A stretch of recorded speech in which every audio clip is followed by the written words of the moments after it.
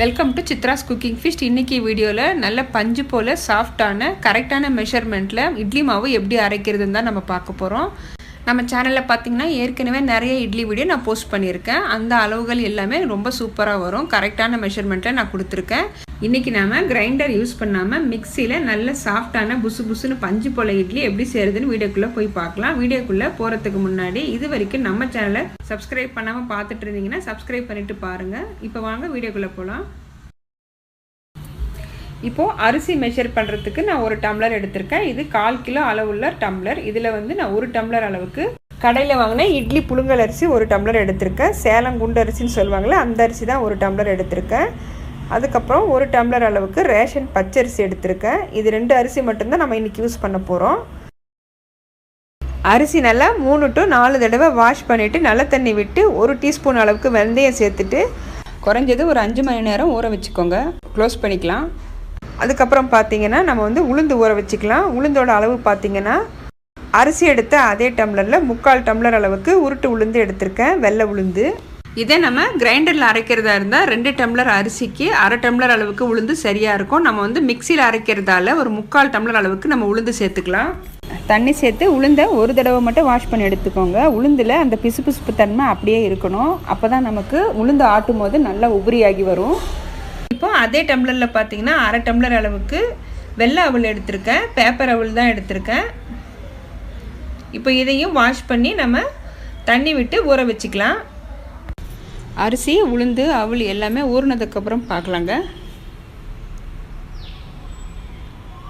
இப்போ பார்த்தீங்கன்னா 5 மணி நேரம் ஆகிருக்கு. எல்லாமே நல்லா ஊறி வந்திருக்கு.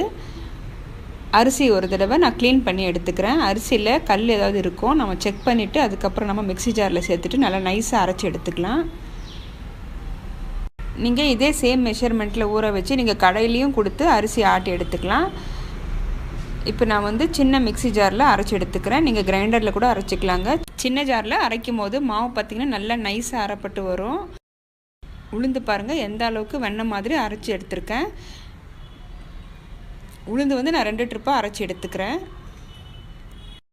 இப்போ அடுத்தது அரிசி சேர்த்துக்கிறேன். கொஞ்சம் கொஞ்சமாக சேர்த்து நம்ம அரைச்சி எடுத்துக்கலாம். ஒரு 3 தடவை நான் அரைச்சி எடுத்துக்கிறேன்.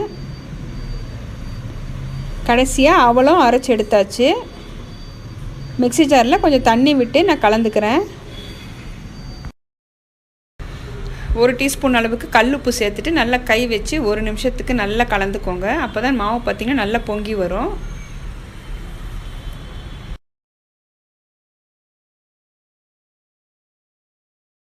மாவு நைட்டு 8 மணி போல் நான் அரைச்சி வச்சுருக்கேங்க. காலையில் பார்க்கலாம்.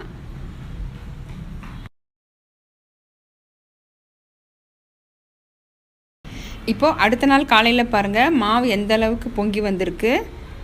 நல்லா சூப்பராக பொங்கி வந்திருக்கு. நம்ம மாவு எடுக்கும் போதே நமக்கு தெரியும், கரண்டிலே லேசாக எடுக்க வருது. இந்த பதம் கரெக்டாக இருக்குது. நம்ம இந்த மாவில் சோடா எதுவுமே சேர்க்க தேவையில்லைங்க. ரொம்ப சாஃப்டாக சூப்பராக வரும். இந்த மாவில் தோசை, ஊத்தப்பம், பணிகாரம் எது வேணாலும் செய்யலாங்க. எல்லாமே சூப்பராக வரும். இப்போது இட்லி தட்டில் நான் ஒரு துணி போட்டு வச்சுருக்கேன். இதில் மாவு சேர்த்துக்கலாம். இட்லி பாத்திரத்தில் தண்ணி காஞ்சிக்கிட்டு இருக்குங்க. நம்ம இட்லி பிளேட்டை வைக்கிறதுக்கு முன்னாடி இட்லி பாத்திரத்தில் தண்ணி நல்லா சூடாக கொதிக்கணும். அப்போ தான் நம்ம இட்லி பிளேட்டு உள்ளே வைக்கணுங்க. சின்ன சின்ன டிப்ஸை நீங்கள் ஃபாலோ பண்ணி இட்லி செஞ்சாலே சூப்பராக வரும். இப்போ க்ளோஸ் பண்ணி வைக்கலாம். ஒரு 10 நிமிஷம் வேகட்டும். இப்போ 10 நிமிஷம் இட்லி பார்த்திங்கன்னா நல்லா வெந்திருக்கு. இப்போ ஒரு பிளேட்டுக்கு ட்ரான்ஸ்ஃபர் பண்ணிக்கிறேன். அவ்வளோதான், நமக்கு சாஃப்டான சூப்பரான இட்லி இப்போ ரெடி பண்ணியாச்சுங்க. கிரைண்டர் யூஸ் பண்ணாமல் ரொம்ப ஈஸியாக நம்ம மிக்சிலேயே மாவு அரைச்சிருக்கோம். இட்லி பார்த்திங்கன்னா பஞ்சு போல் பூ மாதிரி வந்திருக்கு பாருங்கள். இட்லிக்கு சைடிஷ் தேங்காய் சட்னி, கார சட்னி, இட்லி சாம்பார் எது வேணாலும் சாப்பிட்லாம். நம்ம சேனலில் பார்த்திங்கன்னா கார சட்னி ரெசிபிஸ் போட்டிருப்பேன். நீங்கள் அதுவும் ட்ரை பண்ணி பாருங்கள். நீங்களும் இதே மெஷர்மெண்ட்டை ஃபாலோ பண்ணி இட்லி செஞ்சு பாருங்கள். இட்லி கண்டிப்பாக சூப்பராக வரும். இதே போல் நிறைய ரெசிபிஸ் பார்க்கணுன்னா நம்ம சித்ராஸ் குக்கிங் ஃபீஸ்ட் சேனலை சப்ஸ்கிரைப் பண்ணிவிட்டு பெல் பட்டனை ப்ரெஸ் பண்ணி வச்சுக்கோங்க. அப்போ தான் நான் போடுற வீடியோஸ் உங்களுக்கு நோட்டிஃபிகேஷனாக வரும். தேங்க்யூ ஃபார் வாட்சிங்.